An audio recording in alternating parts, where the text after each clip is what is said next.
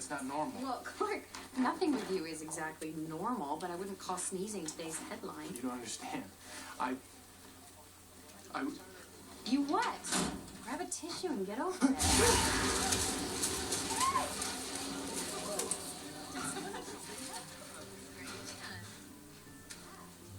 Gesundheit.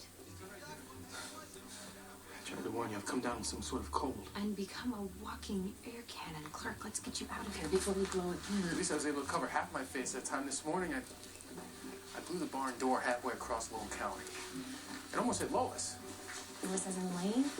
Now she's on a one-woman crusade to find an explanation. You know her, she won't stop digging until she hits China. Yeah, okay, I'll take care of Lois. Let me just take care of that cold.